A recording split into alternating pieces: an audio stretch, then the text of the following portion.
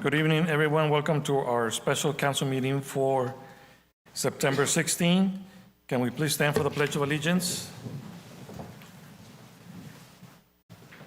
Ready? Begin. I pledge allegiance to the flag of the United States of America and to the republic for which it stands, one nation, under God, indivisible, with liberty and justice for all. If we can all please remain standing for a moment of silence for our first responders and military members, please. Thank you. May be seated. Roll call, please.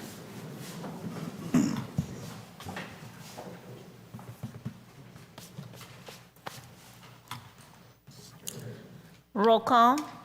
Councilmember Ross. Present. Councilmember Upal. Present. Councilmember Wallace. Present. Mayor Pro Tem Samar. Present. Mayor Moran. Present. For the record, all council members are in attendance.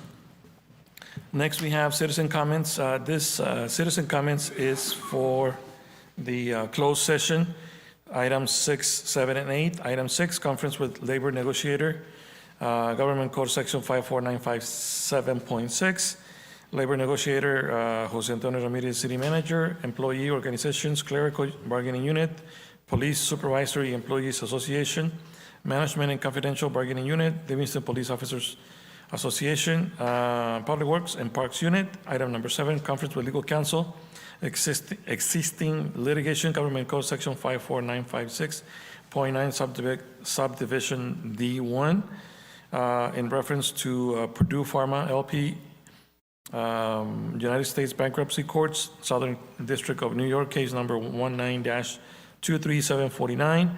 And item number 8, conference with legal counsel, significant exposure to litigation pursuant to Government Code Section 54956.9, subdivisions D2 and E1. We have 3 different matters.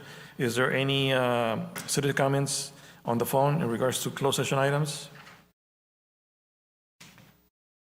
Hearing none, coming back into the chamber. Any citizen comments in the chamber?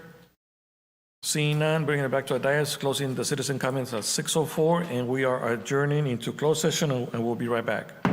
6:04.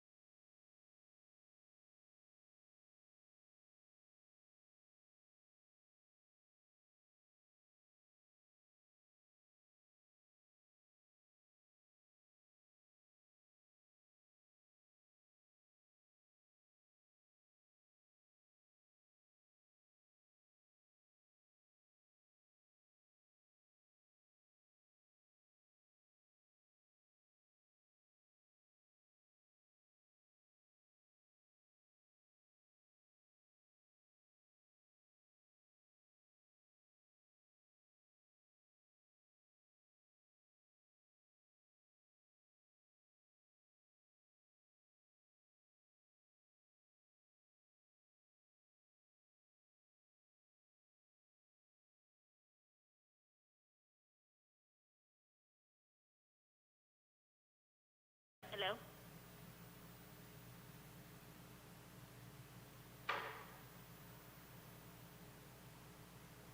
Go ahead and, Hello? Hello? Hello? Testing? Testing? yeah, it sounds all right. Okay. Let's try it.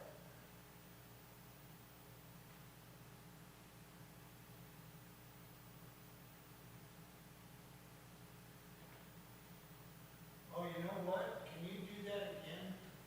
Can you look at your, on that same thing on the mixer? Look at mic, 3. It's lower than the other ones. Oh, yeah. I see it. Try lifting that to, right there. Hello? Testing? Testing? I don't think that Testing? makes any difference. Testing? No, it doesn't make any difference.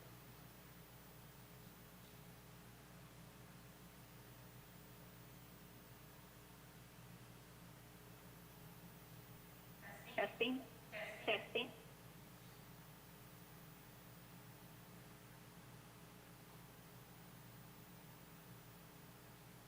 Testing? Testing?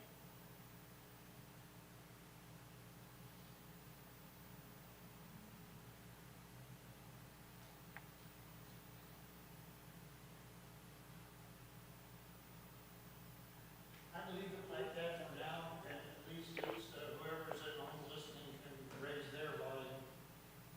Yeah, And then I'll do some more research on this and figure it out. because they can hear us, it's just us not being Yeah, able it's to kind hear of them. faint, Yeah. and it's not feeding anything else back, so.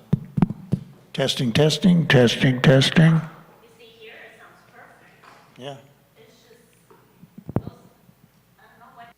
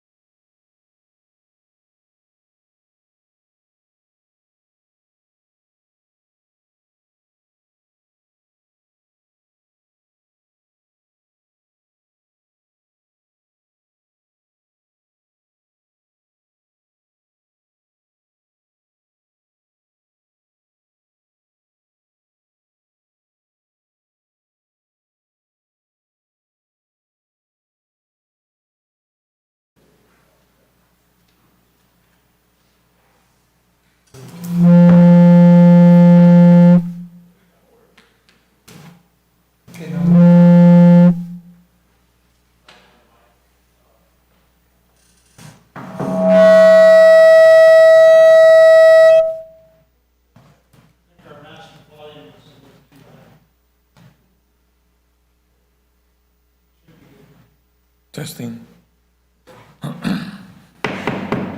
Good evening, everyone. Welcome to our regular council meeting for September 16, 2025. Can we please stand for the Pledge of Allegiance? Ready, begin.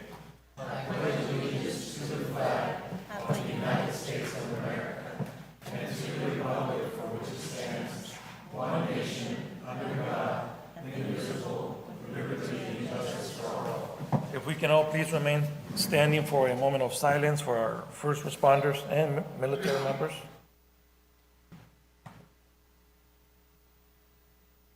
Thank you. May be seated. Roll call, please. Roll call. Councilmember Roth. Present. Councilmember Upal. Present. Councilmember Wallace. Present. Mayor Pro Tem Samra. Present. Mayor Moran. Present. For the record, all council members and mayor are in attendance. Thank you. Next, we have closed session announcements. Thank you, Mr. Mayor. The City Council met in closed session to discuss items 7 and 8 on this evening's closed session agenda. Deliberation occurred, direction was given, no final action was taken, and the City Council will reconvene in closed session after the open session portion. That concludes my report at this time. Thank you. Next, we have changes to the agenda. Council, are there any changes to the agenda?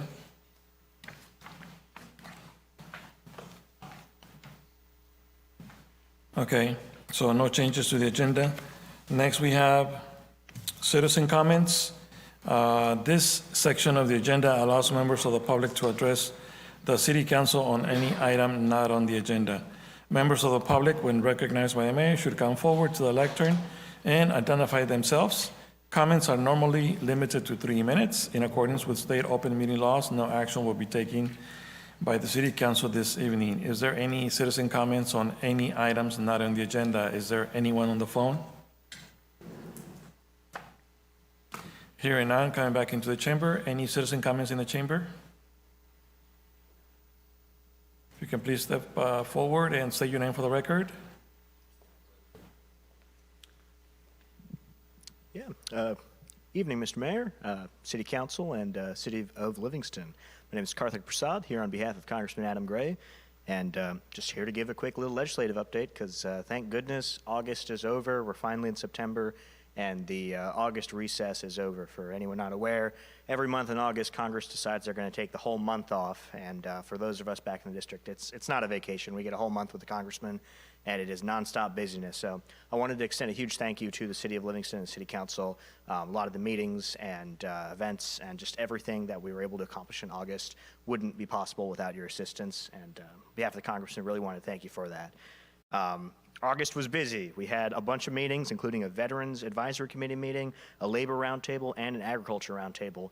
And the results of that are, in September, we've got a whole boatload of stuff that we need to get done, and bit by bit, we're getting through it. So starting off, we co-sponsored the Rural Veterinarian Workforce Act, which is a bill that would provide educational debt relief to veterinarians.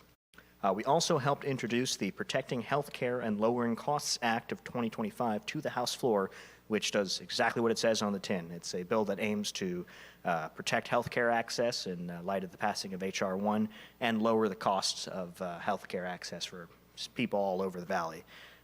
Finally, the Congressional App Challenge is open. This is open to all middle and high school students. You can submit as an individual or teams of up to 4. So if anyone here knows a very smart young child who's got a great idea for an app, feel free to send them our way. The submission deadline is October 30th, and you can find links to submit your app on our website, gray.house.gov. That's all I've got for today. As always, if anyone's got any questions or concerns, you know where to find me. And we've got our new office at 602 West 20th Street in Merced. Thank you. Thank you. Is there any additional citizen comments in the chamber? Seeing none, closing the citizen comments at 7:18. Next, we have awards, presentations, and proclamations.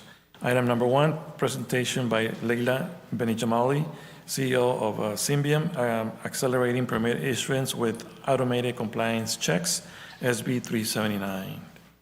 I'm not sure who's going to take on this one. Yes, hi, I'm Leila Benijamali. I'm on the... Is there some?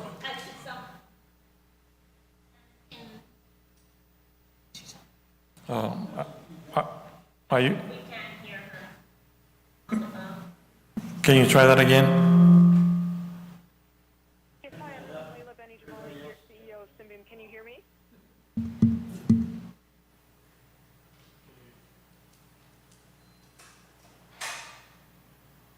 Can everyone hear me?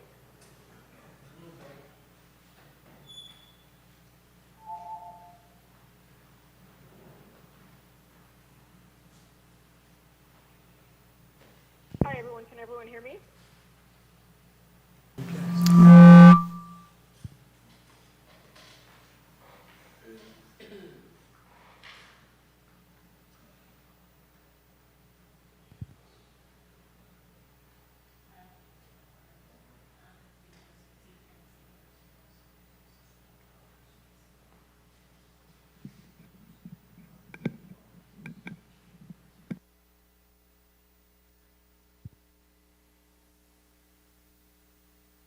Hi, can everyone hear me?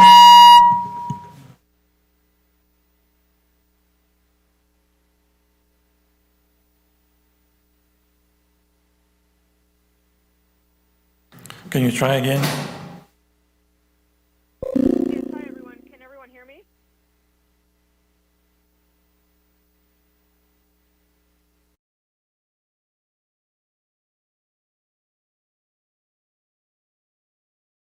Hello? We can hardly, we are having a difficult time hearing you. We're probably going to have to say, we're probably going to have to save this presentation for our next meeting.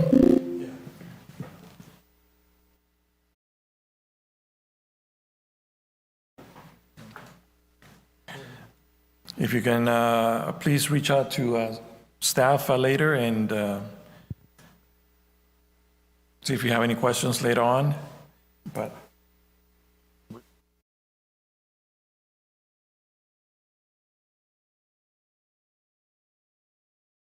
That sounds great. Can everyone hear me okay?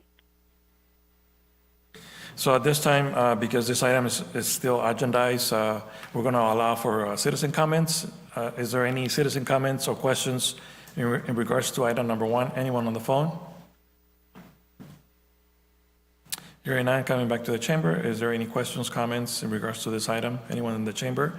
Even though we're going to bring this item back at a later date. Seeing none, closing the citizen comments at 7:22. We're moving on. Next, we have county supervisors' announcements and reports.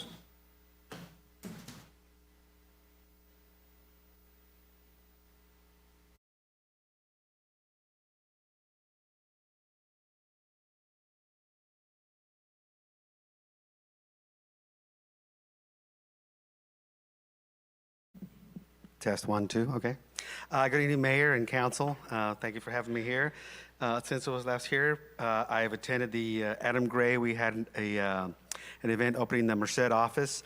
It was very well attended, and I'm glad that the Congressman has a office in Merced. I think he's going to start spreading out across his district here. Hopefully opening something in Livingston here too. I'm glad that we have our Congressman here in our backyard, so we have any concerns, we can reach out to him.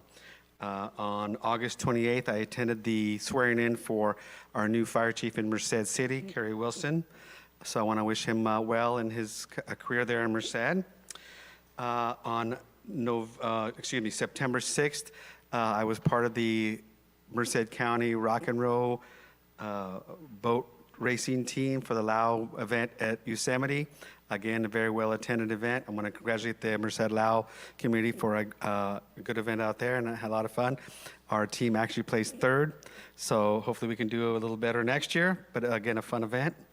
And on the 8th, we had a meeting with the manager and city council about our tax share revenue. I think that's going to be moving forward fairly quickly, and I think we had a very productive meeting, and we're all on board to try to get this, get a good tax share agreement that is good for the county and for the city. And just to remind everybody, we're going to have our next Board of Supervisors meeting on September 23rd. So please come. It's going to be our final budget meeting. So I encourage everybody to attend. And if anybody has anything else for me today, I'm willing to take any requests. Council, any questions at this time? Anyone in the public? Good. All right. Thank you. very much. Thank you.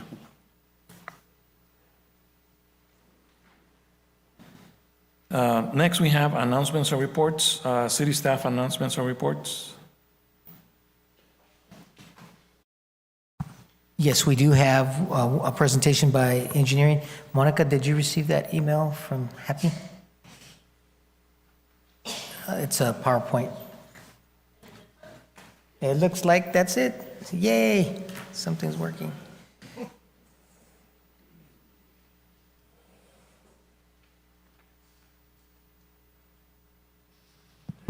There you go. Thank you, Mayor and Council.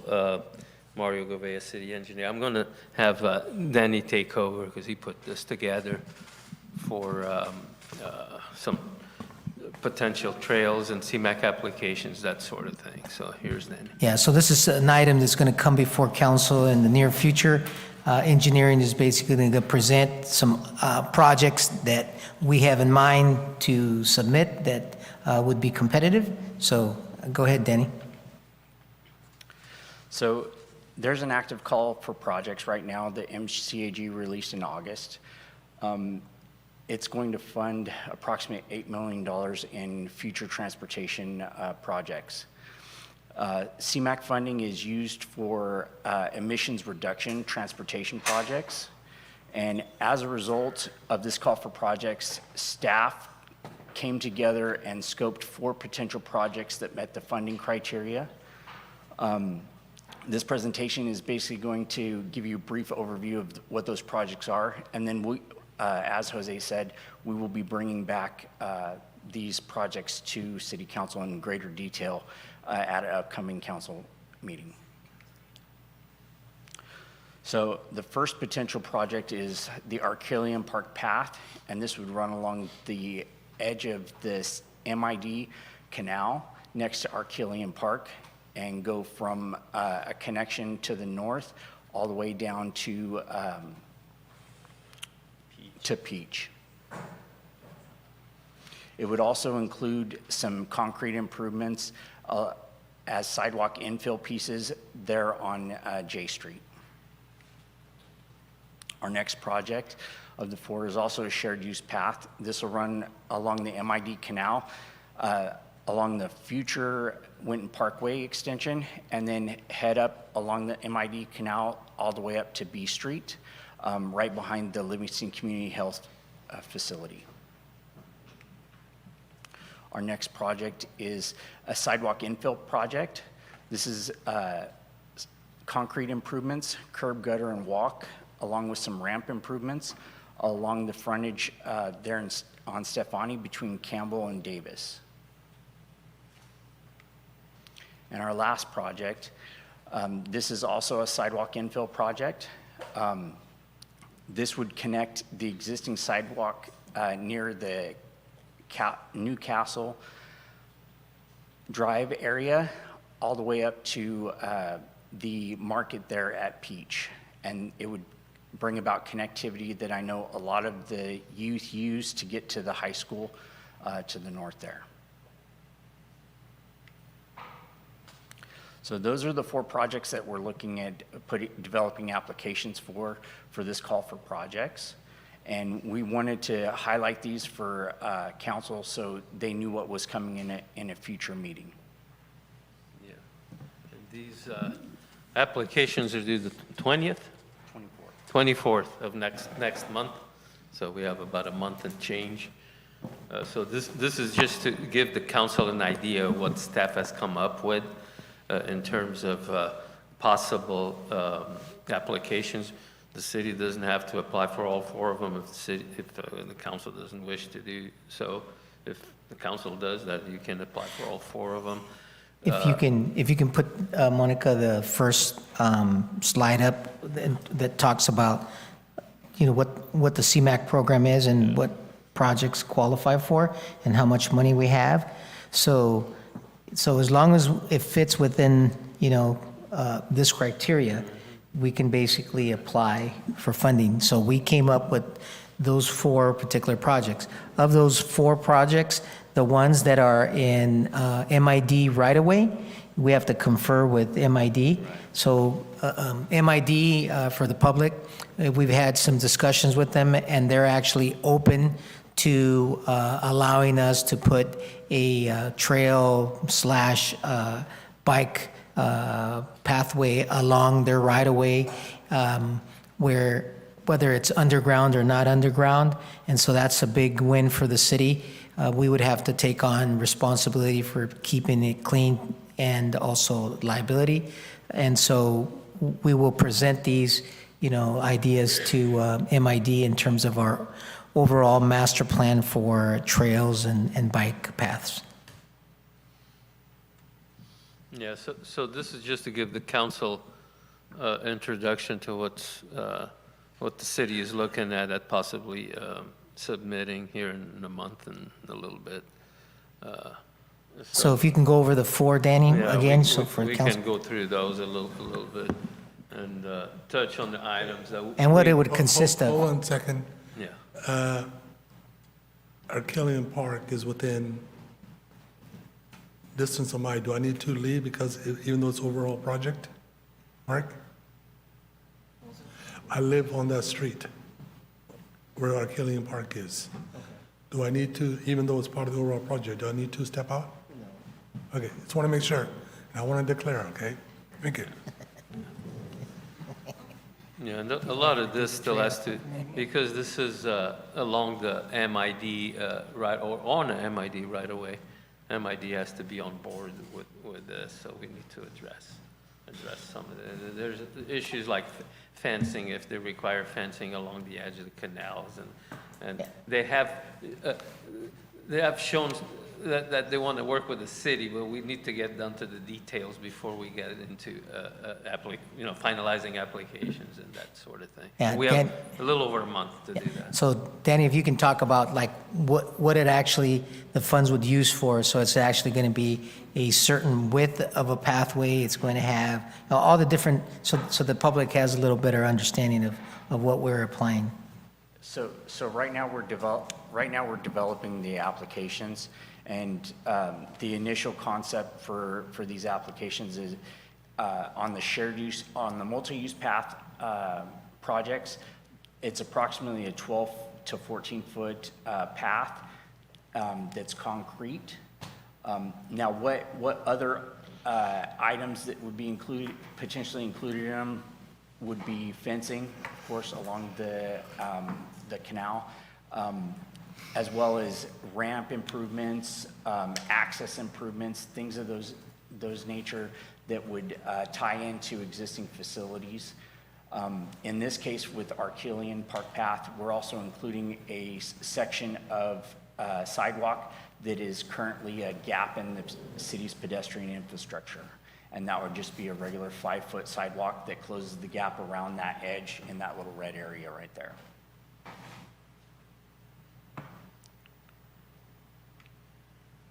Now for Winton Parkway, it would just be the same thing. It would be a shared use path. Concrete would be the preference. There's a possibility that it may be AC. It just depends on the requirements that MID has for us. And this would run along the future extension of the Winton Parkway, and then also could be connected into, once Winton Parkway extended, it could be continued up to B Street at the intersection there at Winton Parkway and B Street, or and it will ultimately go over to B Street along the MID Canal. It's behind the Livingston Health Center. There are opportunities there that we could connect these facilities into Livingston Community Health and give access that way. That would have to be worked out as we go through the design process. As for the sidewalk infill projects, this is just regular 5-foot standard sidewalk, curb and gutter, because in this area there's not any curb and gutter. There are ramp improvements included at these 3 corners. And then, of course, there'll be driveway access and things like that for the facilities adjacent to the improvements.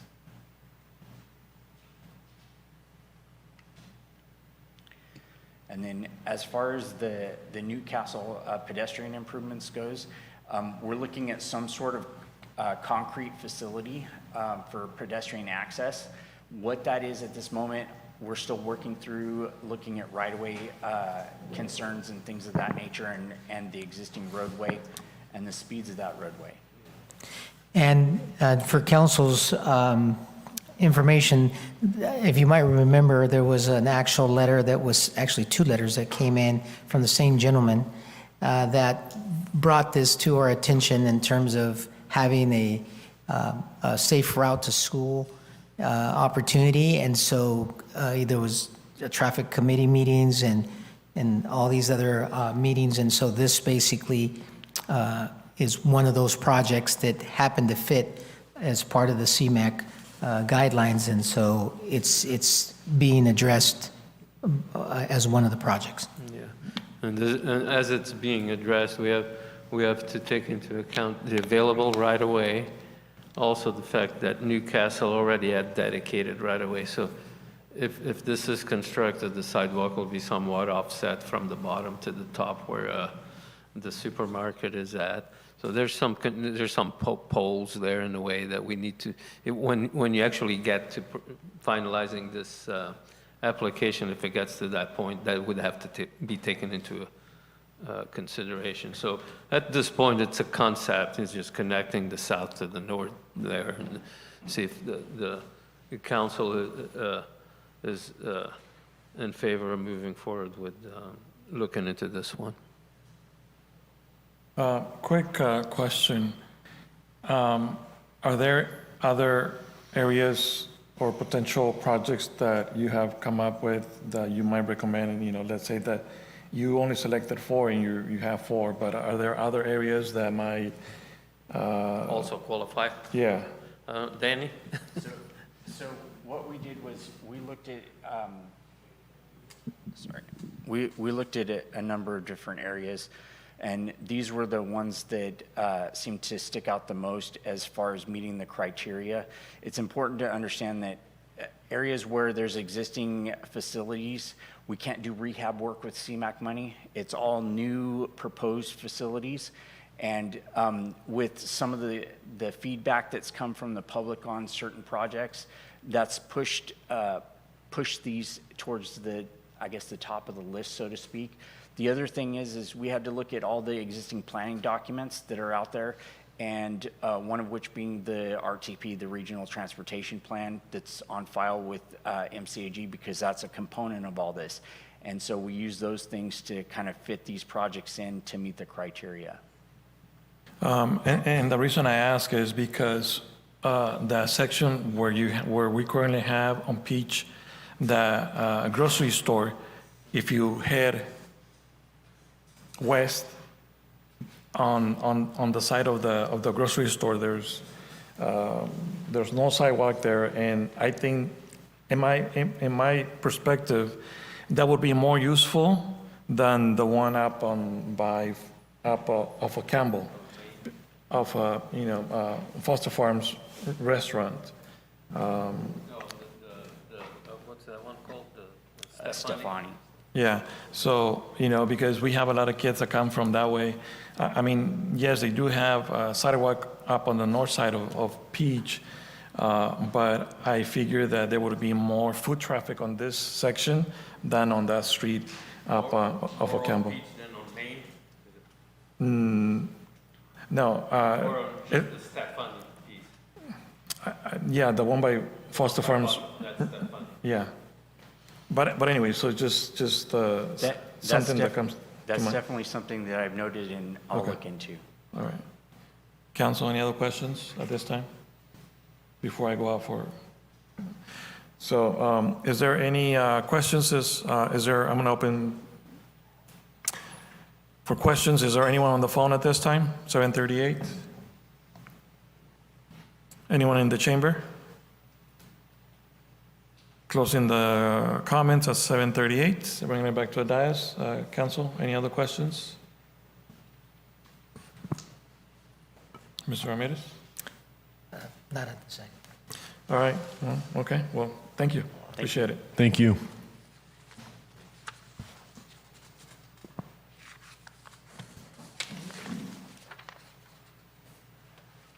Any other city staff announcements and reports?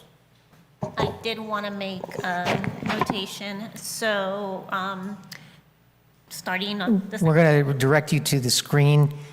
She's going to talk about eScribe, so. So starting the second meeting in October, we're switching to eScribe agenda management. So from now on, for city council meeting agendas, you'll be able to view them using this link here.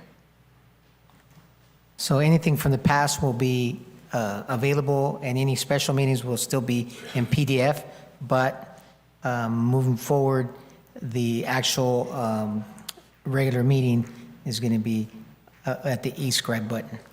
Correct. All commission meetings, planning meetings, recreation meetings will still be under our website. It's only city council meetings that will be under the eScribe link.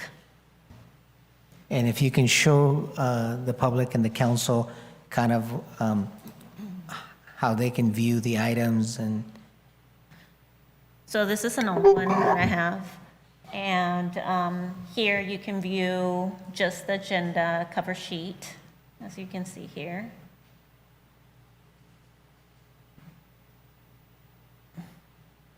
And then for our full packet, you can view it on HTML or PDF.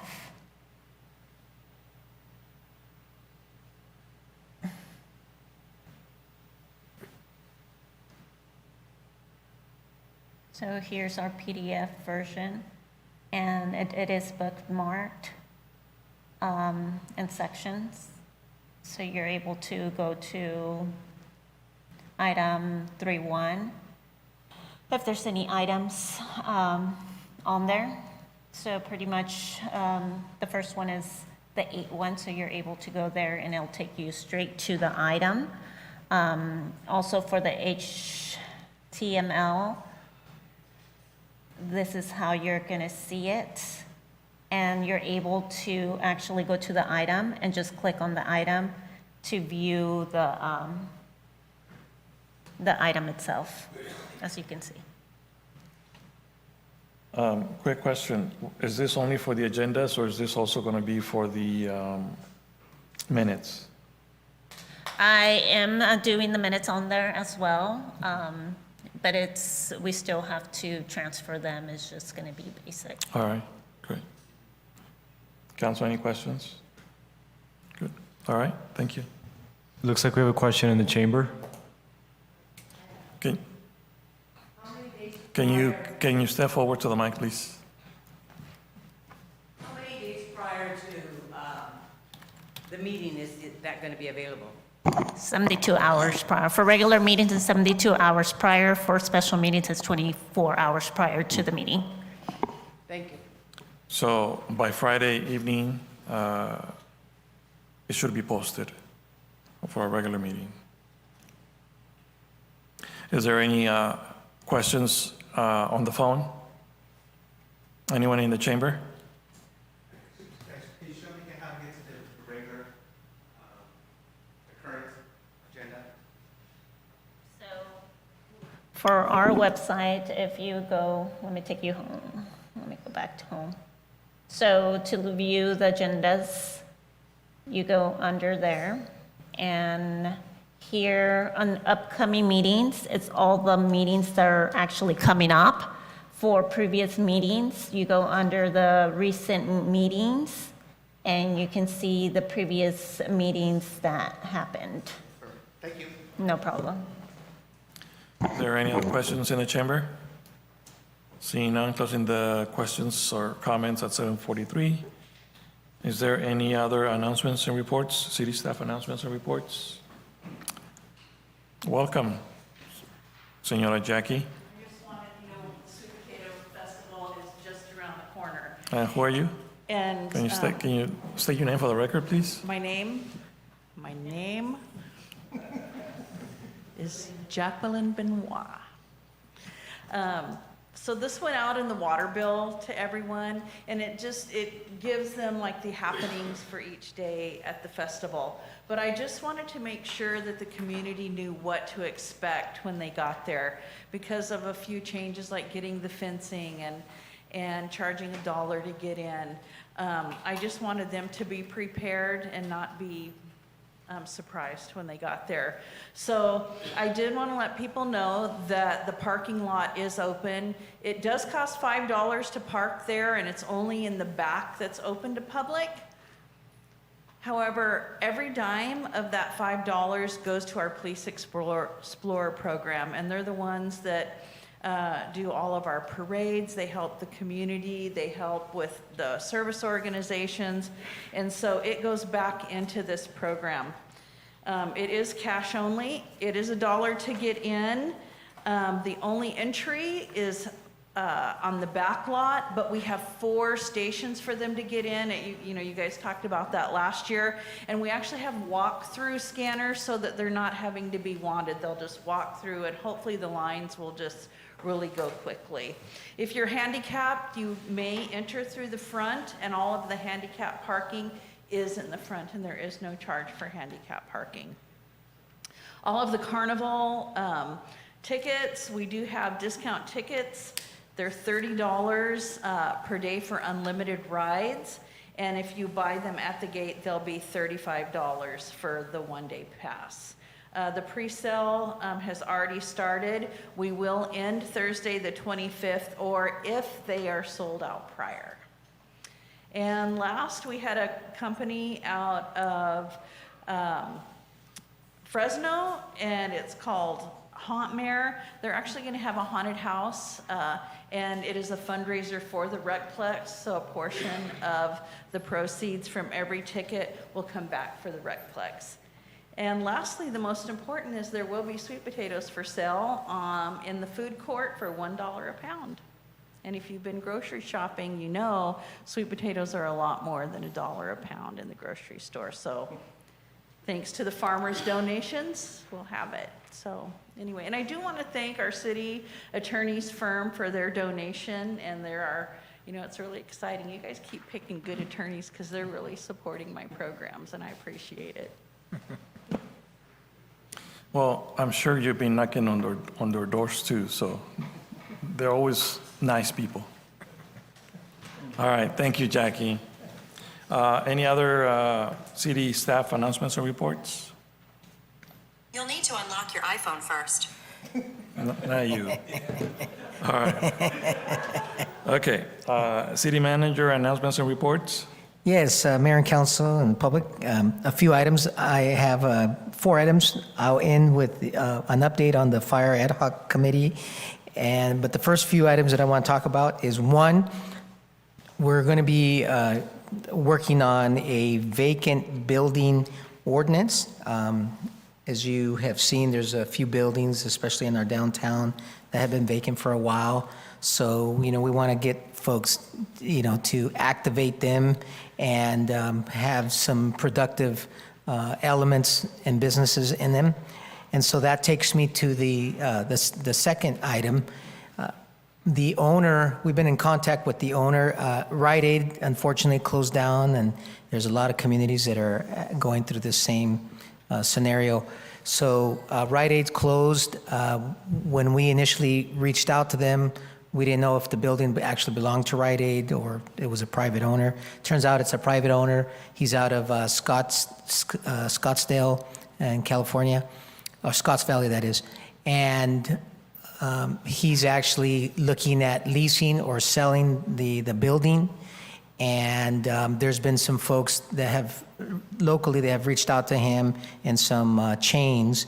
But he's also have been listening, to the community and some of our needs. And so he reached out and basically said, hey, I am open to, allowing the building to be used as a pickleball and I've never heard of paddle, but it's some type of a different form of racquetball maybe. So again, pickleball and paddle is the name. And he's basically interested to see if we as a city want to have, offer those services there. And so we're talking a little bit more. I think what he's looking for is possibly, the city leasing the building.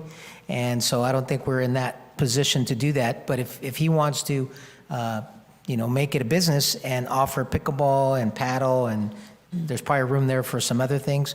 But just wanted to get, some feedback from council before I respond back to him. Any thoughts on that? If we, as a city, are going to have some say on what that building will turn into, I would like to get a decent amount of public input on what that looks like. That's kind of a central location in downtown for us.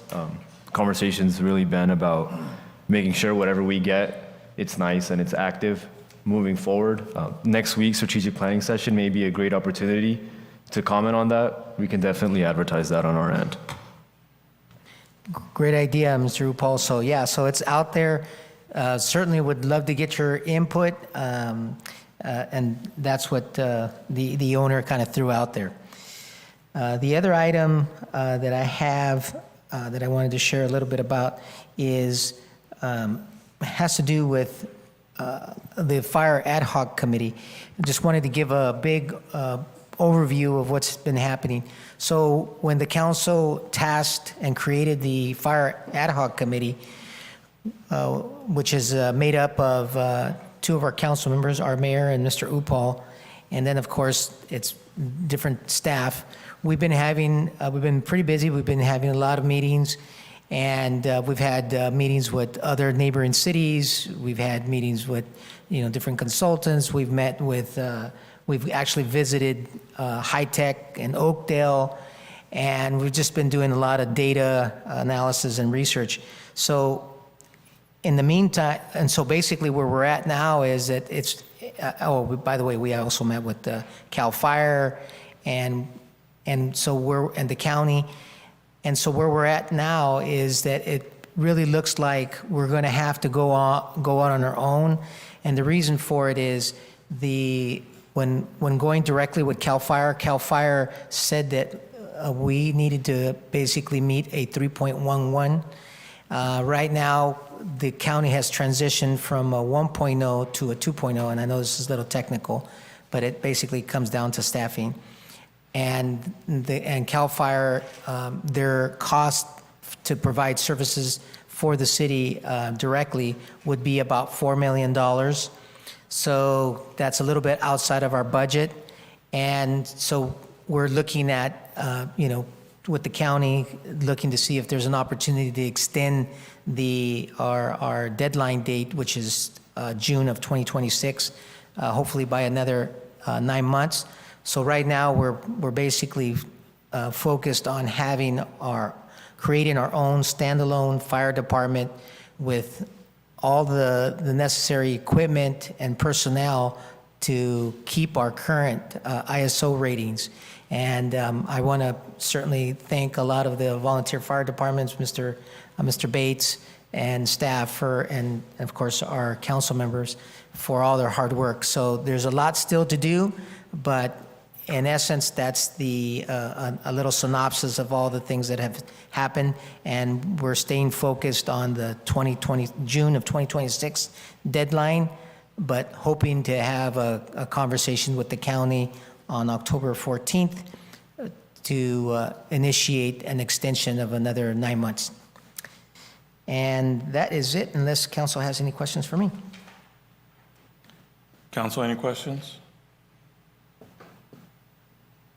All right, thank you.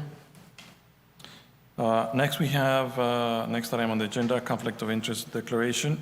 Members of the City Council will declare an actual or apparent conflict of interest before discussions or decisions about any matters in which they or anyone with whom they have a close personal relationship could directly or indirectly benefit, or where such a benefit could be perceived.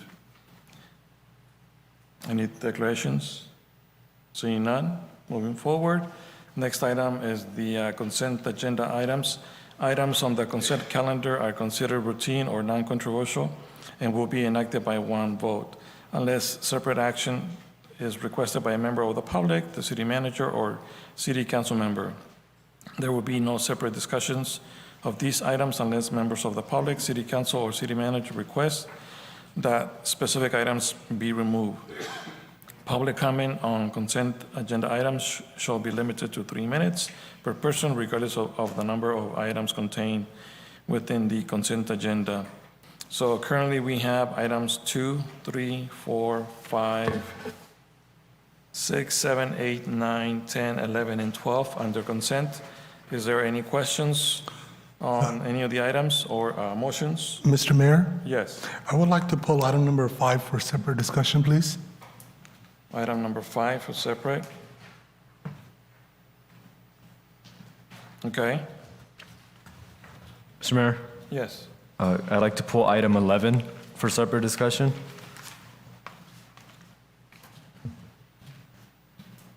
Okay, item 11.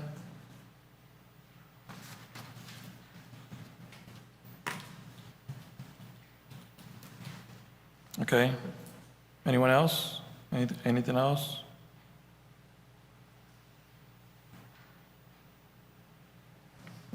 Give me 1 second.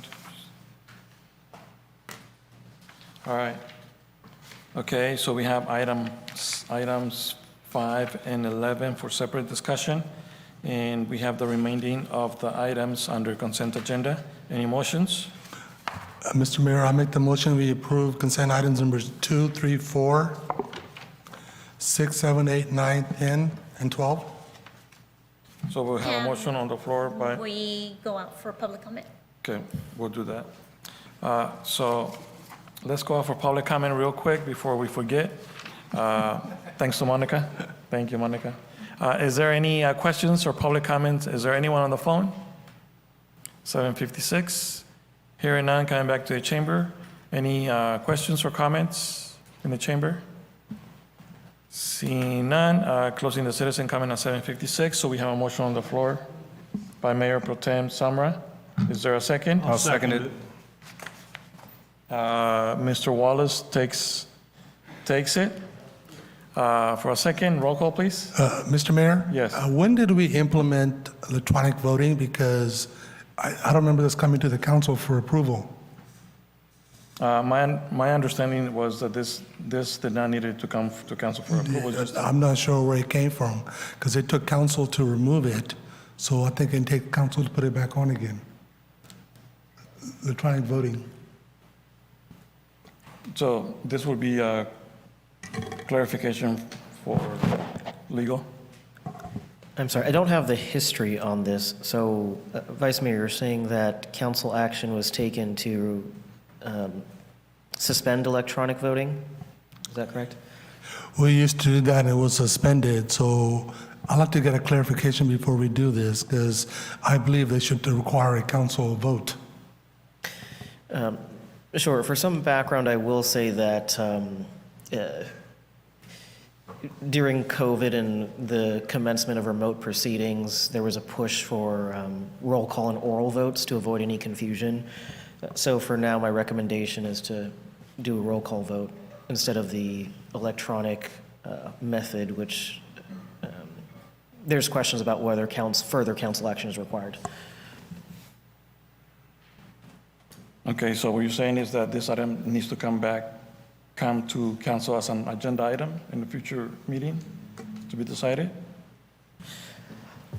As of right now, yes, because I don't have the prior history, but based on a representation that prior council action was taken to suspend something, and under the rule of basically like dignities, it would require council action to reinstate it, unless there's another policy that I'm not aware of.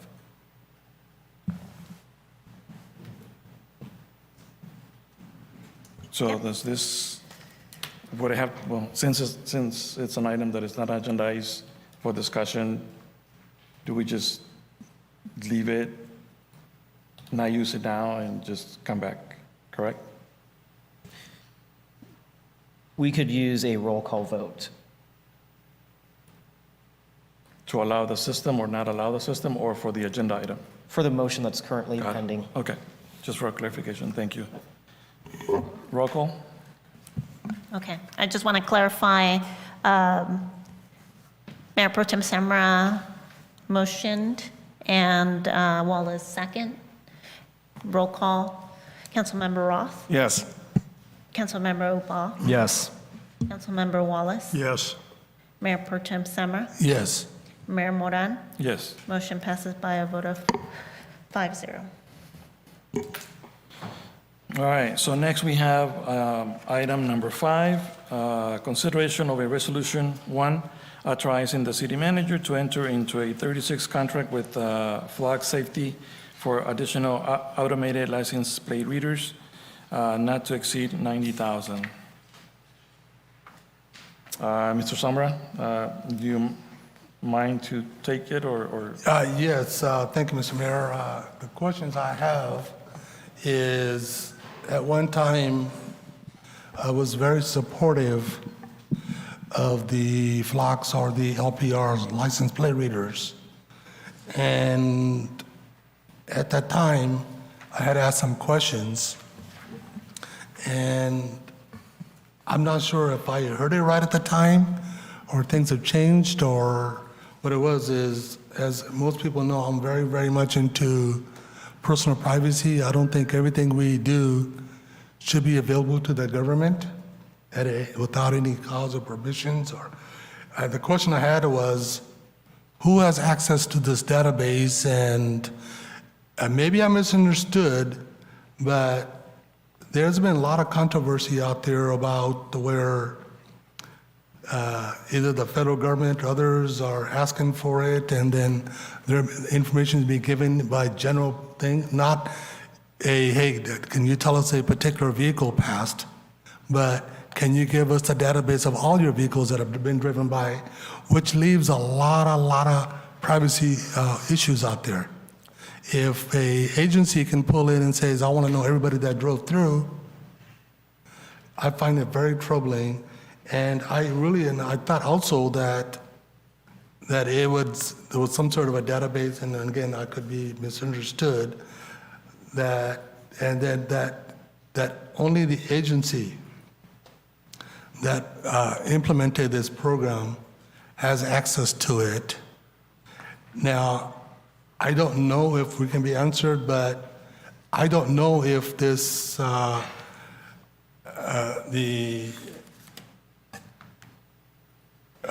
don't know if the Flock system folks have access to our database, or are they storing it? And there's been news out there that some cities either released or somehow other agencies, federal agencies, got access to the database, were not for probable cause, but just a general call for plates and all that. I find that very troubling. If I need to get more clarification on this, because if that's true, then I'm sorry, but that's not what I originally signed up for. And at this point, I'm just asking questions. So I know that interim chief is already there, so maybe you can answer some questions, please. Sure. If you can give me a minute, let me just double check, see if there's additional questions, so you can probably try to answer those questions at the same time, if you don't mind. Council, is there any additional questions at this time? Yes, go ahead.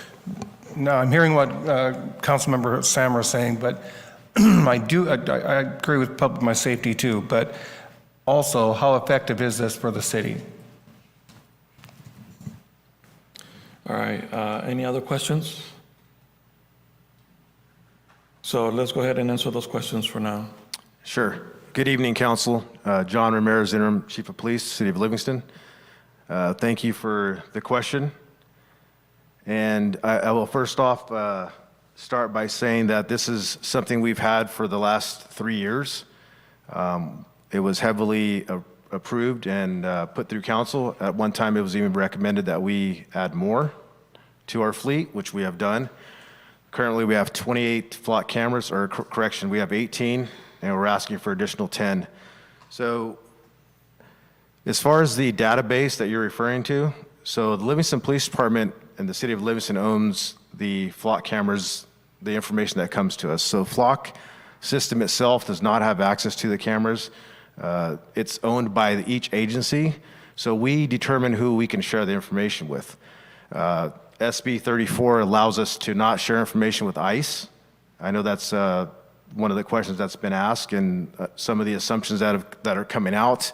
As far as any cases that you're referring to, I don't know what cases those are, but I can tell you that the City of Livingston and Livingston Police Department has not had any breaches with that, nor have we shared information with any outside government as far as the federal government or ICE, because it is against the law in California. Again, that's what SB 34.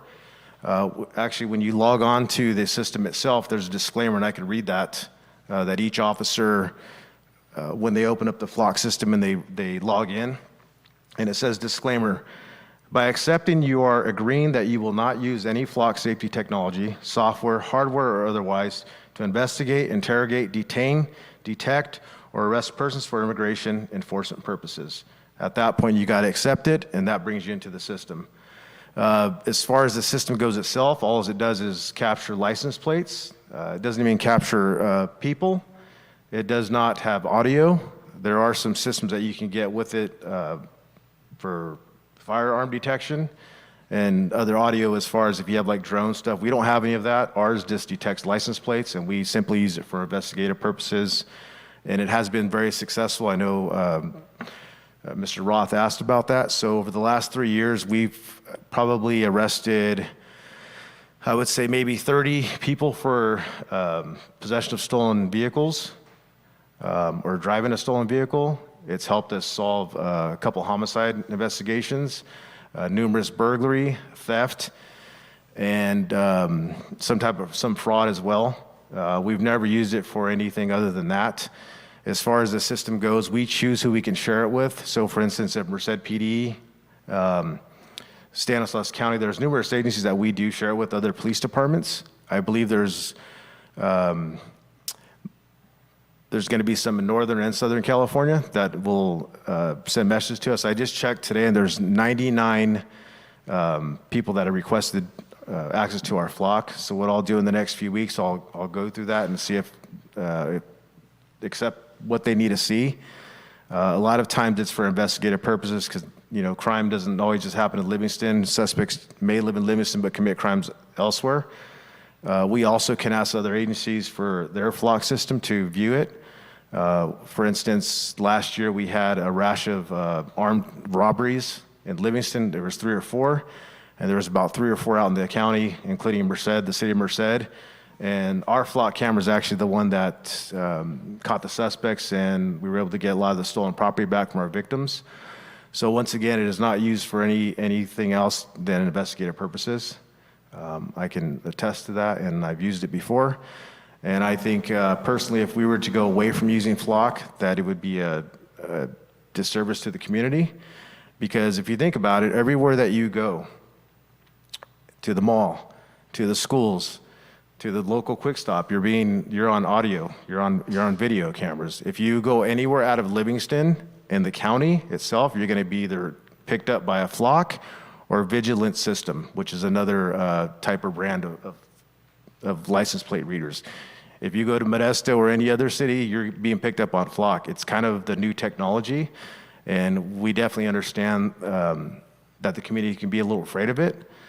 When we first went to body cams as police officers, even the officers, myself included, were like, man, this is kind of crazy because you really don't know. But when you educate yourself and you really find out what it's for, I can go on right now, do a Google search, and I can probably find 15 articles of why you shouldn't have flock. But I can also find 15 or 20 that say why you should. And again, as the interim chief of police and using it and talking to officers, it is a great tool. And it's done some very good work for the city of Livingston, and it's put a lot of bad people behind bars and helped us get a lot of leads to apprehend people and for justice later. Okay, thanks, Chief. So just, and through the chair, of course, if a agency somewhere wants to access the flock, don't they have to be asked for a specific record, or they just say, can we access your, and they can randomly go through whatever they need to go through? How does that work? Yeah, so normally an agency, for instance, probably about a month ago, I had San Jose PD call me.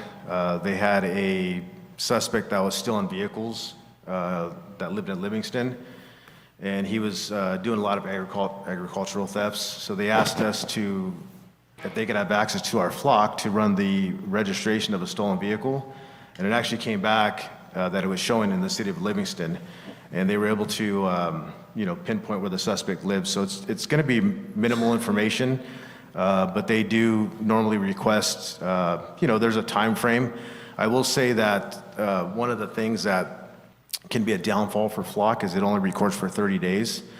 And the reason why I say that is because one of our homicides we were working last year, probably on the 39th day, we were able to get a suspect vehicle. And we went back, we tried to go back beyond the 30 days and there was nothing there because it's gone. And that's kind of a bad thing, but it's, people are worried that we have this database that we're collecting stuff to go after people. That's definitely not true. So it's mainly case specific for the most part. Yeah, because keep calling me one. But and also you said that we go out there, Walmart, everybody's doing it, but those are private properties. Me driving through a road, it's a public access. I understand they're limited public, privacy in the public area is limited to some degree because you're out in open view. But if I'm standing at the camera, I'm not going to read and remember every license plate, but the camera will. It records it. So the further question is, if the flock system or the system records a plate, is it kept on our servers here or is it on the cloud somewhere? So again, it holds for 30 days. So I understand that part. Is the data, the videos, everything, is that kept on a local server or is that on a cloud where the Flock system or somebody maintains a system? Yeah, so Flock does maintain it. And that's my concern right there, see? Because we're not holding the data. They have access to our data. So what prevents them from releasing the information? And I need to do a little more further. I'm not accusing anybody of anything, but there's all kinds of stuff out there. If our system recorded everything and it's in the server room at the PD and that's where all the data resides, I can say that interim chief has full control of the data. If it goes up on the cloud and somewhere else, somebody else has access to it, I'm willing to bet they can do administrative override over the data and get to it. And that's my concern. You see what I'm saying? Yeah, in the example I gave earlier, I actually was hoping that they could do that, to be honest with you, on a murder investigation, but they weren't. So I don't want to get into too technical terms because I wouldn't be able to answer some of that stuff, but I know that on the specific case that I told you about, I wish that they did have access to it, and in that case, they didn't. So it is owned by us. One of the reasons why we go to Flock is because of the safety that they have. The encrypted, when the license plates are ran, it's encrypted. And again, I can't really speak to something that could possibly happen. I just know that it is a valuable tool that we have. And like I said before, if we were to take that away from the city, it's really going to keep us from closing a lot of cases and coming up with a lot of leads. And my background is in IT, and anytime the data is up on the cloud somewhere, we can't say that we have total control. And so do they have any kind of guarantees, or is there anything in writing that they have that I can read to make myself feel better? Well, they have a contract that we do, but I could also, if we wanted to push it out further, I can also have somebody from Flock that could probably answer that better. Yeah, maybe at the next meeting you can bring it for me. Because, people don't understand sometimes. For example, everybody thinks that when you have Google email, it's free. It's never free. They're making money on the back end of it by reading your emails and putting contacts. I don't know what they're doing with our data how they're enriching themselves, or how do we know that Department of Homeland Security or somebody says, we order you to override and we want that information? You know, I need to have that point of comfort that some agency just can't come in and override and says, we demand it. You know, we know how things are out there right now, you know? So I understand. You cannot assure me that Homeland Security or somebody else won't come in and says, we want that information. You know, we don't know. I need to know. I need to feel more comfort in my vote. So if you could get that information from me, Interim Chief, I really appreciate it. Okay. Mr. Mayor, I have some comments that might assist with this. So just a few things. So under SB 54, that's the California Values Act. It's codified at Government Code Section 7284 et sec. It does restrict when local agencies can cooperate with federal agencies like Department of Homeland Security. So there are restrictions about when information may be shared. Typically, it's related to serious or violent felonies. And I should also add that another exception pertains to any joint task force between Livingston PD and any federal agency. Again, those are just some exemptions to the general restriction on information sharing. And I can also reiterate the chief's point that the city does own the data, even if it is stored on Flock's database. With that said, the vice mayor makes some solid points about whether Flock can access that data and what protections they can provide the city with, knowing that there should be security protocols on their end as well. Yeah, you know, and in no way am I doubting our agency. No way. But however, based on what we see, what we hear, I don't know how much of it is true at the federal level. They can be pretty brutal in what they get and how they get it. You know, and so I just want to make sure that before I make my decision, that I feel a little comfort and I can explain, okay? Okay. Yeah, I will also add too that if they do want some type of data, even from your cell phone that's in your pocket, that anything as far as a search warrant, if they're requesting a search warrant, get a magistrate to sign, that's a possibility as well. So not just with Flock, but any system. Yeah, thank you. Council, any other questions at this time before I go off public comment questions? Yes, go ahead. Chief, it's not like a red light camera that's used for traffic stop speedings. This is a complete different camera system, correct? Correct. We don't enforce laws off of the camera itself. It's again used as an investigative tool only. So we're not sitting behind a computer looking at cars that were speeding or ran a light. We couldn't tell anyways with the Flock cameras. It just takes a still photograph. That's what I thought from the original. It's just reading license plates. Yep. Yeah, I'm very familiar with the way it works. I actually maintain a system that has a license plate reader, so I know what it can do, what its capabilities are. So thank you. Council, any other questions at this time? Mr. Moran, some comments. Council, in full transparency, if the Mayor Pro Tem didn't pull this item from consent, I would have pulled it myself. I have deep concerns with the surveillance capabilities and potential violation of our privacy with these Flock systems. And when we voted on this back in April, I had some internal concerns. I didn't voice them very much. I had a conversation with Chief at the time, and I didn't dig further on it. But just recently, within the last couple of weeks, I've encountered some investigative work on this topic. I would like to thank Jessica Burbank. She's a correspondent at Dropsite News, who's done a lot of investigative work on Flock safety specifically around their surveillance capabilities. And it's clear that even though we have internal control at our police department, what we do with our data, like it was mentioned, Flock does maintain this data in their database. And through investigative work, it was learned that if they have a government agency subpoena that data, they will have to provide it. And so it's not just with us, it's within another place that we can't control. They had an employee confirm this on the record. I will direct you to the investigative work that I came across so that you can see it for yourself. I did share that with the city manager and the chief today.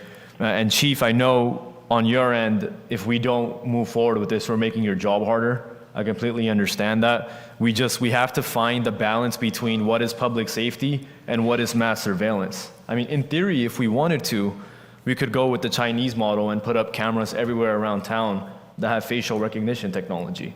And that would allow us to monitor everything all at once. We could solve any crime. But I think we'd all agree that that's way too far of an overreach of privacy.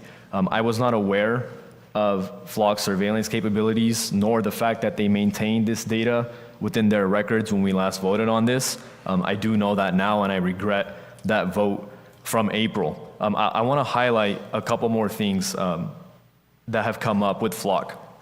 So these folks have a nationwide database. I believe they are in over 40 states. The number might be 49, but don't quote me on that. They're pretty big.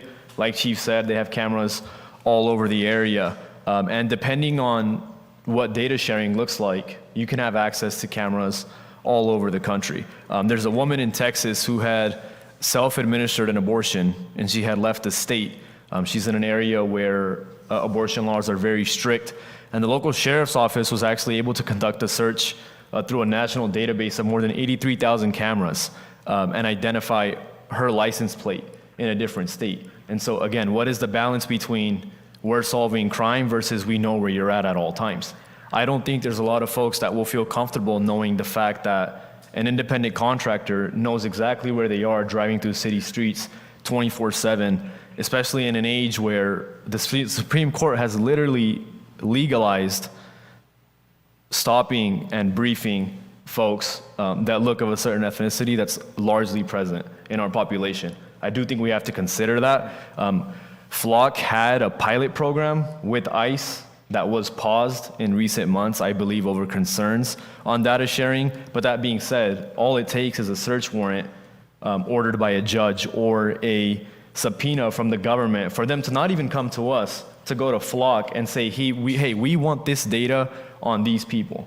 And they don't have a mechanism to prevent that. And so we have to consider that when we're gonna decide whether or not we're gonna move forward with these cameras. I'll be fully transparent with you all. I am very troubled by what I have learned from Flock, the company itself, given the way that they've conducted themselves in other cities. We did all of this in open session and open votes, but they have actually been found to encourage other municipalities to go into executive sessions or to limit public input on this entirely. And when asked whether or not they did that, they did not explicitly deny. And so there are other troubling factors here that I believe need to be taken into consideration. I am actually of the perspective that if our concerns are validated through our research, I would like to explore the possibility of getting rid of Flock cameras in our city entirely.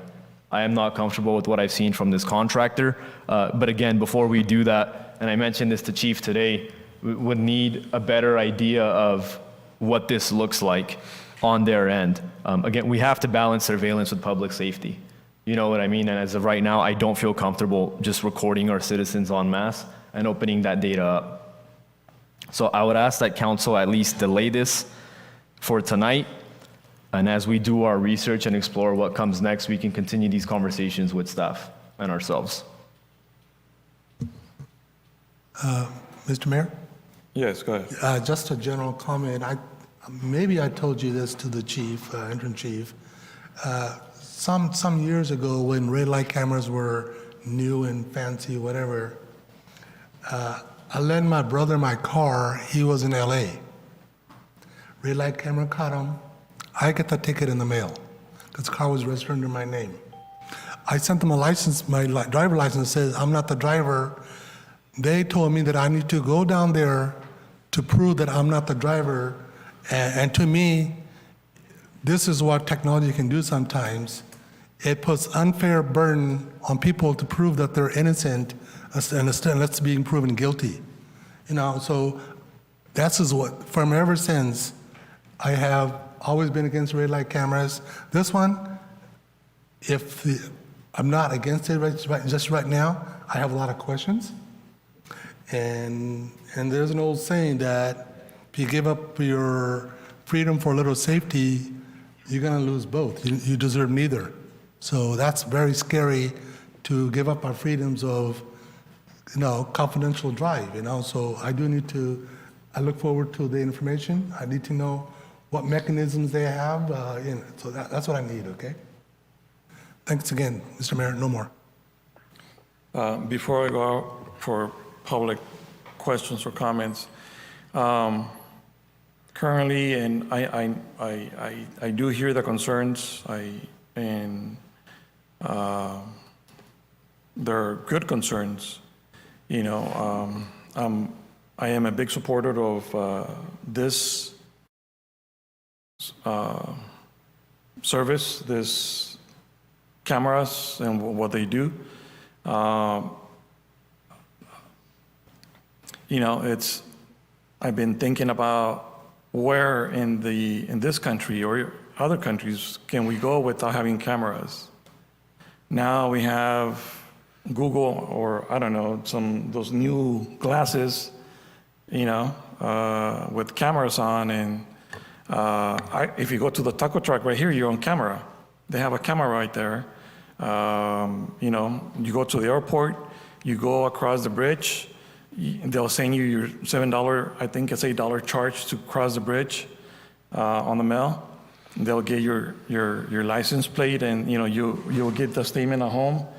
You go to school, you go to college, you go to a restaurant. I'm just trying to think where. Actually, if you go in front of my house, you're going to come out on 4 or 5 different cameras. You're outside, you go to a park, even my cats cannot escape my cameras because I need to find out where they're at. So it's just impossible. I do see the concerns, and I guess we have to weigh out the pros and the cons. Also, I think it would be helpful to come back. I know it's more work on you and your staff, but come back and probably maybe a table with what are some of the items that to provide a visual that this cameras have been able to solve. So many, I don't know, just stolen cars and this and that, and like you already mentioned part of it. So at this point, I really don't know what's worse, having them or not having them at all. The city of Livingston, even with the recent incidents that happened in the city, I still believe that the city of Livingston is the safest city in Merced County. And it comes with a lot of the hard work from the police department, but also with the community, and with the community support. It's either you want this or you don't want this, but you lose one, you're going to lose the other one. So it's just a matter of being able to analyze everything. I'm not saying that I'm against not having it, but I was one of the biggest supporters of bringing this program into the city. I still believe that it is a positive thing to have in the city, but I'm open to more information or other ideas. Just like with every other item on the agenda, on every agenda is, I'm here for you or anybody else to convince me otherwise, and then I can wait out that information. I do see the concerns, and with how things are happening nowadays around the country, I'm also concerned, even without having cameras, just by what's been going on in this country. But I'm not sure. At this point, I'm leaning more towards, I'm in support of the cameras because of what they have been able to accomplish in the last 3 years. But like I said, I'm very open-minded. I agree that we should bring this item again and continue it at another meeting, at another date, and be able to bring back more information. And hopefully we can answer all of the questions, because we should be able to answer all of our questions and concerns for us to be able to move forward and make a wise and educated decision. And it's great to be able to have questions, even after the fact, even after implementing a program. That means that we're doing what we're supposed to be doing. Considering if any, I think every one of us has a phone. Even if you don't have that tracker like I do, even everybody knows where I'm at. Well, for my safety, so. But it's just impossible. Even if you have a smartwatch, I mean, everybody knows where you're at. But it's. I really like the questions and the conversation here. So we have one more questions or comments before I go off for public comments. And this is more for the city manager. I can't remember when we first got the system into the city, was there a rep that came out here and talked to us? And if so, can we have that rep come back if we do table this and bring it back for discussion again? So then all the questions can be answered by a knowledgeable person from the company. Thank you. Thank you, Mr. Ross. I'm going to have to bunt that one because I wasn't here when the flock system was actually implemented. My understanding that it was like in 2022, but I'm sure that Chief Ramirez can share. Yeah, I believe there was a representative that did come. I talked to him earlier, and they're more than willing to come and talk to you all in person as well. They'll fly somebody out here and answer every question you have. I will also add, too, there's also a transparency portal that Flock has, that we're actually in the works of adding that to our system, so the citizens will have access to look at how many cars we've detected, who we share the data with, as far as the other police agencies, Merced Police, Stockton Police. So there'll be a list on there as well. And then as far as our retention time that we keep, which is 30 days, like I mentioned earlier, but it also will show any hot list that we've kind of looked at. I know it's linked up with the National Children's Exploited, so any kind of list on that for missing juveniles as well. So, but yeah, they'll definitely come out or over the phone. Thank you. So at this time, I will go out for public comment at 8:32. Is there any questions or comments? Anyone on the phone? Hearing none, coming back into the chamber, is there any questions or comments in the chamber? Please step forward. So those of you that know me, that I have been involved along with the Explorers on getting information out about human trafficking. And one of the things that really excited me about the Flock cameras is that in like the first week that we had it, we were able to rescue a 16-year-old that had been abducted from Oregon, I believe it was. And it starts hitting the officers' cameras. And I mean, as a parent and as a grandparent, I think that even when we consider things like this, we need to weigh out the good and the bad, and as a parent, as a grandparent, I would have been so grateful that my child was returned home within, it was like a very short amount of time, and we would have to look and see the details on that, but we were all cheering like cheerleaders, and that, somebody's child was rescued here in Livingston. So just food for thought. Thank you. Is there any additional comments or questions in the chamber? You can step forward, state your name for the record. Hi, my name is Parvendra Paul. I really appreciate the council considering the potential use cases, but also the security and privacy concerns. I would just like to voice my concern as a private citizen as well, following Councilmember Samra and Upal. I have grave concerns about the privacy and security risks something like this would bring in. One question for the chief, if you can answer afterwards, is I was reading online that police can access this information without a warrant. I'm not sure if that's accurate, if we have different regulations here in the city of Livingston, but if I think that's something that should be considered. Outside of that, I think Mr. Moran was making good points about the fact that we are more or less already being monitored wherever we go. However, I would like to suggest that I don't think that should suggest to us that we should further help increase the infrastructure for that. Because as Councilmember Upal suggested, this system is already widely used across the nation in 47 states is what I read. And even though City of Livingston is the owner of the data, that I don't believe prevents the federal government or other entities from potentially accessing the information. Not today, not tomorrow, but sometime down the line when regulations change, contracts change, security protocols change, and there have already been cases where I don't doubt the integrity of our police department or any other police department around here, but there's always cases where you can have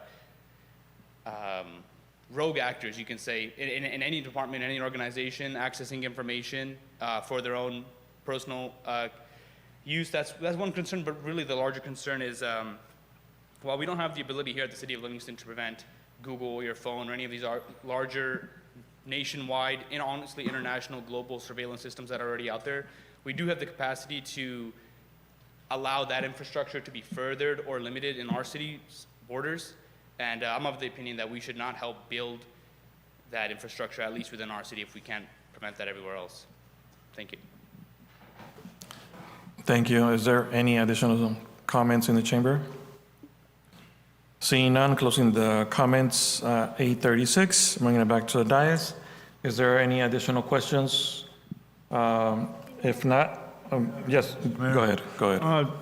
Chief, the data that's in your system here, it disappears after 30 days. Now, is that something Flock that disappears out of their system too in 30 days? Yes. Can we get an answer to that? Correct. So nobody, after 31 days, you can't go back to that 31st day? Correct. Nobody can. Okay, thank you. Council, any additional questions at this time? So if I understand this correctly, the majority of council wants to continue this item for a later meeting, or is there a specific date that you guys want, or should we just leave it up to staff? I asked my question, so whenever, the PD is ready with the information. Yeah, I'll reach out to Flock and see if I can get them maybe for the next meeting. I think we have a small, short amount of items.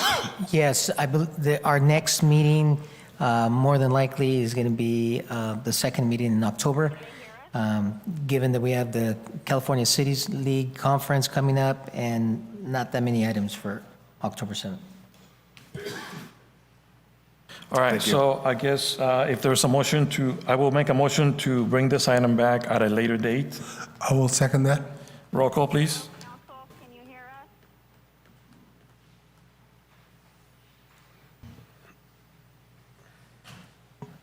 us? Roll call, Councilmember Roth, Yes. Councilmember Upal, Yes. Councilmember Wallace, Yes. Mayor Pro Tem Samra, Yes. Mayor Moran. Yes. Motion passes by a vote of 5-0. Thank you. Next item is item number 11, consideration of a resolution authorizing the city manager to sign a professional service agreement with Stephanie Dietz to assist with the organization planning, facilities, personnel, and equipment needs for a standalone fire department. Staff recommendation, approve resolution. Yes, Mr. Mayor and Council, as a piggyback to my earlier staff report that I provided earlier this evening, we as a municipality are embarking on establishing our own fire department. And, we explored several different options. And at this point in time, our more viable option is to establish our own fire department with the right personnel and equipment, and figure out to make sure that, we keep the same ISO ratings or better that. And so there's been a number of different pieces being moved around, and I also mentioned that we're looking at getting the county to hopefully extend our 2026 deadline in June for another 9 months. But we need we need somebody that will focus on this exclusively for us and work with all of the different department heads, city manager's office, ad hoc committee, and with her partners to get us over that finish line. And so Mrs. Dietz has the professional experience in conjunction with her partner that she's actually going to be coming up and sharing a little bit more. And we'll open it up. I know there were some questions from some of the council. So Mrs. Dietz, if you can come up, a little bit of your background and whatever you want to share. Well, good evening. Good evening, Mayor and City Council. I'm Stephanie Dietz, formerly the City Manager of Merced, and I worked for both the City of Merced for 7 years and Merced County for 10. What I'm offering you this evening, courtesy of City Manager Ramirez, is my municipal expertise and also a partner in a previous fire chief for the City of Merced. Mr. Parker has offered to come back and also help draft fire-specific plans, evaluate your facilities, your equipment, work with your volunteers that are here on the ground, and come up with an implementable plan to meet your June 2026 deadline. Together, he and I have over 40 years of professional experience that we'll be bringing to the table. As Mr. Ramirez says, my focus will be to help you and to augment the staff expertise you have in-house to ensure that you have that plan, do the work necessary to hear from your community members, hold stakeholder meetings, work with your ad hoc team, and I'll devote that time and attention to bringing this back to you. If there are any specific questions about my contract or my experience, I'd be happy to answer those. And just to add a little bit more, of course, there's a lot of different moving parts. So, of course, the area of expertise that pertains to Mrs. Dietz, that's one area that she's going to focus, and her business partner will focus on some of the other areas. So we're talking about some of the deliverables, which is, drafting an organizational and a staff plan. And it's not going to be just them. They're going to have to talk to us and get input from other folks within the community. And then we're talking about a transition plan. We're talking about a facilities and equipment needs assessment. We're talking about implementing a roadmap with a timeline and some milestones. And then every bi-weekly providing us updates, not just the fire ad hoc, but also at the council level. And then also, we're always in search of looking for funding. So any opportunities there is also one of the deliverables. If you'd like, I can speak to some of the technical prowess. So as city manager and Mr. Parker as fire chief, we did both a strategic plan for the fire department and a standard of cover operation. We also underwent a new ISO rating, so I'm fully aware of all of those technical studies, and we can lend our expertise in getting you prepared to transition into having a municipal fire service. I know I'm not a fire chief, I know I'm not a firefighter, but there's both technical expertise and ministerial needs that are there. Chief and I also worked on getting the SAFER grant. He has federal expertise. He's also a FEMA chief, and he has contacts at the federal level that can help you explore other funding options. I understand sustainability models and sales tax. I can bring that level of expertise to you, and my expertise and my experience are at your discretion. So that's what's here and being provided to you through this contract.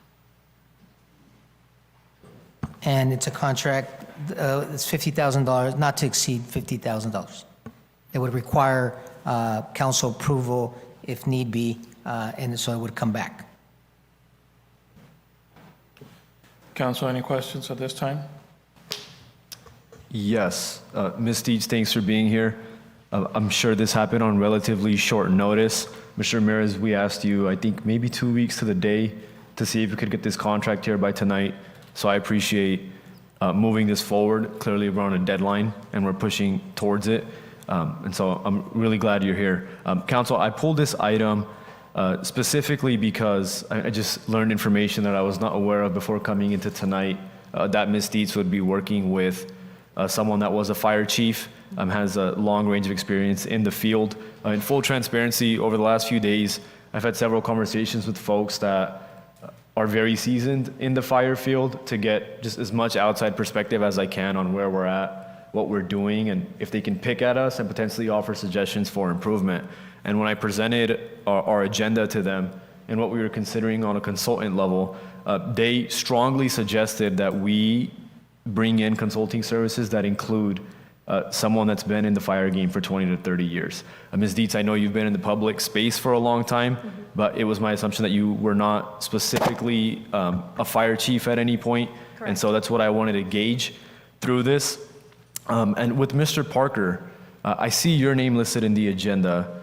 How is this contracting going to work? Like, So- is there a firm? So I'm the sole proprietor, and we have the option for a subcontract through my, Okay. my contract, and your ad hoc or your council has the discretion to make that approval. My recommendation is that we utilize Mr. Parker's services through my contract, and his services will also be part of that $50,000. So it's not in addition to, but it's also included.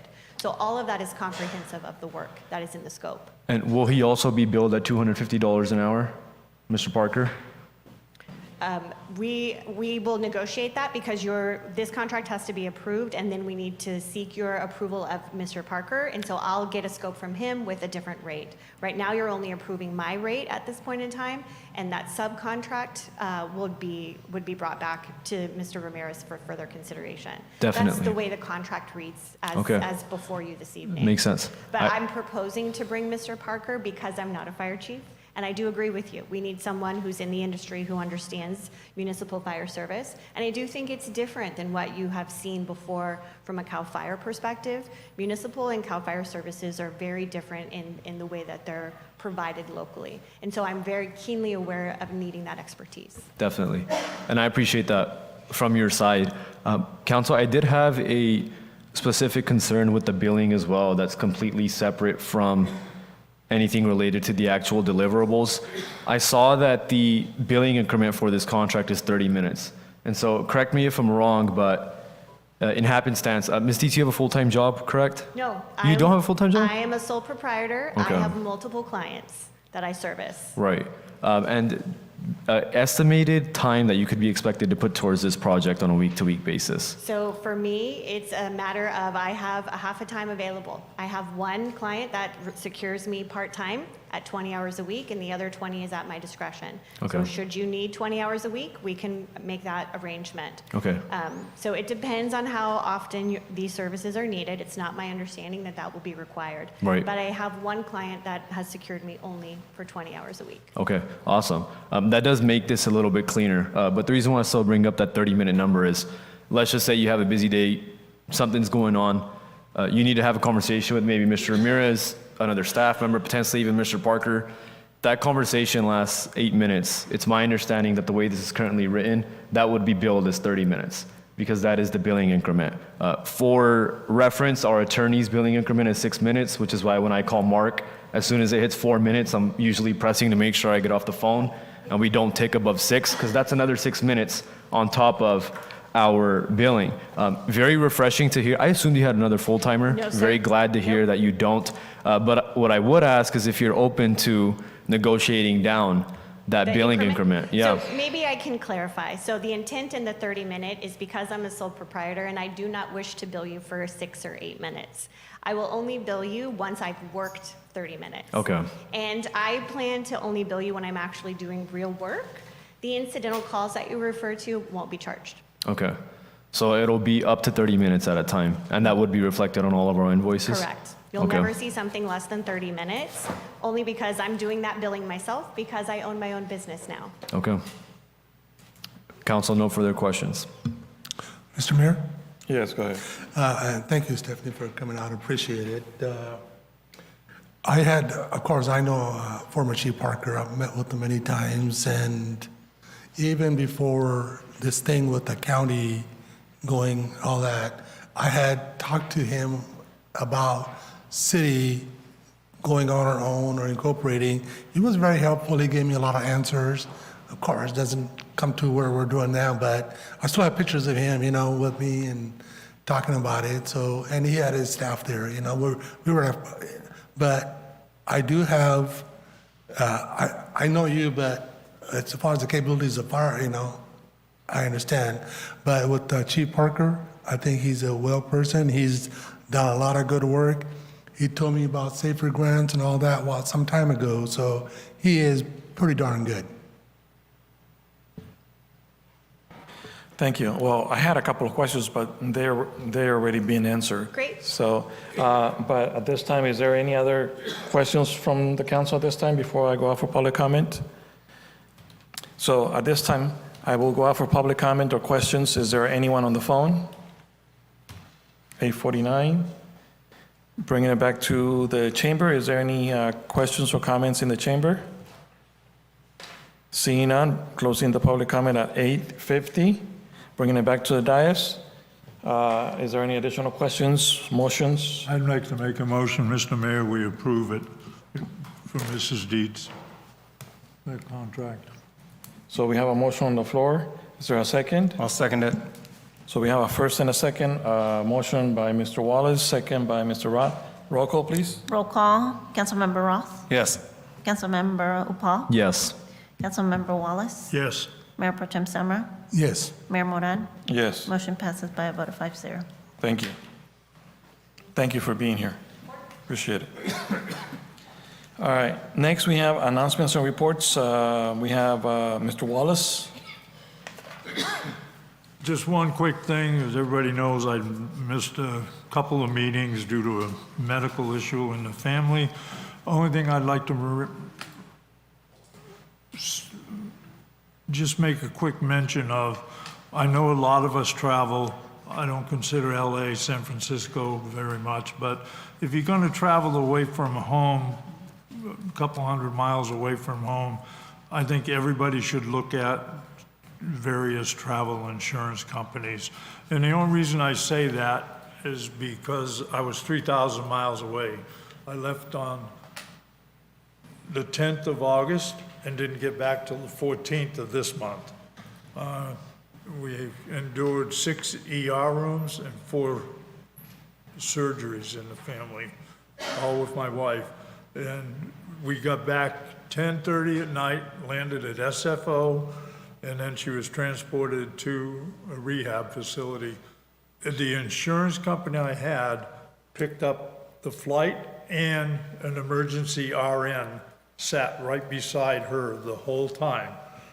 I could have saved a couple days and gone with them in first class, but she would have had to stay in the hospital. She was in 2 extra days. So they had first class, I had coach. But they picked us up in a limo, did everything. So if you're gonna go traveling, you never know what's gonna happen. I mean, I'm glad I had this insurance, but it's something, I know a lot of the city council members travel. We go to Mexico, we've gone to India. Unless the city has some insurance on them for travel, then I think every individual up here and in the audience, or they're gonna watch this on YouTube later, everybody should at least look into a possibility of having travel insurance. That's all I have, Mr. Mayor. Thank you, Mr. Wallace, and I'm glad you're back, and I hope your wife gets better soon. Next, we have Mr. Roth. Thank you, Mayor. Nothing to report.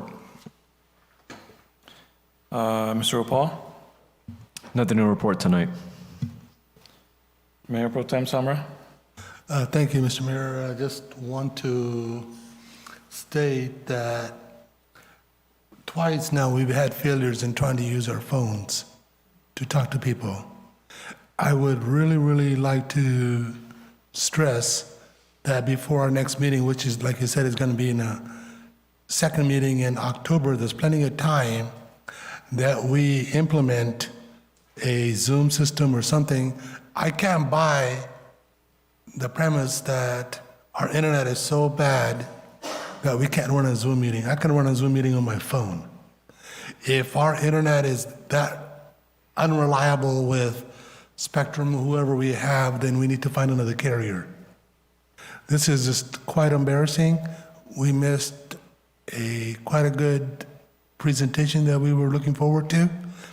And, you know, to not have people participate, we don't know if somebody calls in, will they be able to we're asking for citizen comment. We don't know if they got left out. So, Mr. Ramirez, it is my humble request that we implement this for our next meeting, please. And I'm only requesting, I can't tell you what to do, okay? Not myself alone. And if I may, just for clarification, Mr. Samra, does this have to come back to the council, or is that something that doesn't? No, I believe that remote meeting is, I think we used to have Zoom before, during COVID. Well, what do we have? What did we have? It was always the voice. It was always voice.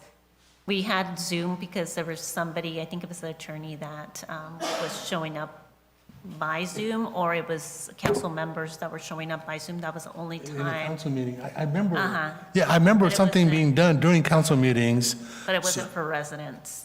It was Yeah, just for. so if it requires council approval to allow that, then, you know, by all means, put it the next agenda, but I'm not sure, because if we're gonna request people to call in and all that, we gotta make sure the system works. Somebody could literally call and say, wait a minute, I didn't get a chance to say my piece. We don't know. Because I don't know why I remember people used to have phone numbers and all that and listed, and I don't know, maybe I'm getting old, I don't know, but we need to have this done. Mayor Pro Tem, you're absolutely right. It is very embarrassing. I take full responsibility for that. These are things that need to be checked ahead of time and working, and so we're going to have to figure out exactly what's happening and implement a new system if this is not working out, and we'll go from there. So thank you very much, and it will be addressed. I do want to chime in that it was tested this before the meeting, and we had our prior vendor help us out so we can get the system working. And when I called in, it was working. Not sure why this person wasn't able. We weren't able to hear her.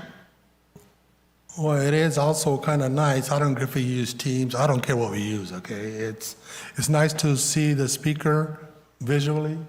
It's nice to see if a citizen wishes to participate by video. It's nice to see them and be seen. It is nice. And they also have the ability to, somebody don't want to be seen physically, they have the ability to just phone it in through a Zoom, you know? So either way, they have, that portion is theirs. Yes, just a quick comment on that, you know, just for, and also for, just as more of additional information, I think Livingston is probably maybe the only city but if not, one of the very few cities that actually allows people to call in. There's a lot of agencies that currently don't. The only way that they can participate is to attend that meeting in person. So, but I am of the thought that we should provide the more opportunities, the better. So it's not that I'm against it, you know, but I think that if we do it right. I do remember that one time when we tried a Zoom, it was by one of the previous city attorneys. We had a hard time, it didn't work. It was during COVID. I think it was during COVID or at the end of COVID. But yeah, it was mainly due to the internet service provider that we had, or we still have.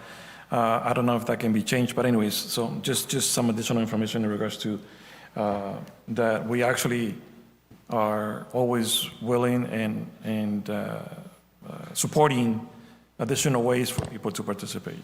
I do want to mention, I I know that if we want to go Zoom, we would need somebody extra because I'm already working with different software, so that would be an extra software that I would have to work on. So I would need assistance in having somebody just focus on the Zoom.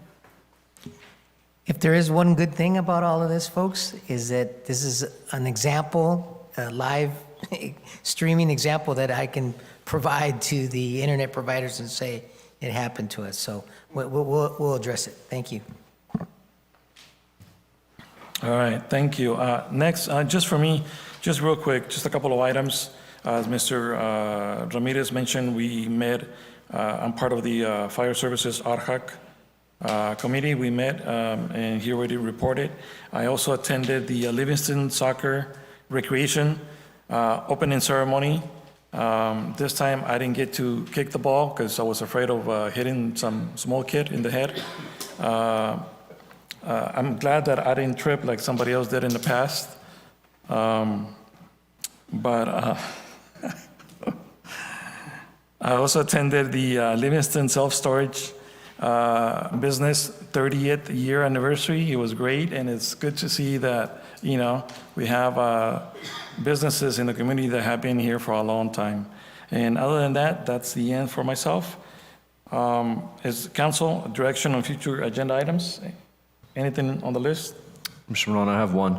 Yes, go ahead. I'd like for council to discuss our potential attendance at the League of California Cities Conference, and also generally guidelines around travel from both city council members and city staff. Say that again? I'd like for us to have a discussion on whether or not we will be attending the Cal Cities Conference and have a broader discussion about what city travel looks like. It will not be a ordinance or a resolution of any sort, just a general conversation around travel as a whole. If I'm not wrong, I think that our next council meeting will be after the Cal Cities Conference. The conference is, I need to check the date on that. yeah, the first, earlier in October, and then our next meeting will be afterwards. Maybe next week we can have a brief discussion about this before or after our visioning session. We'll be together as a group.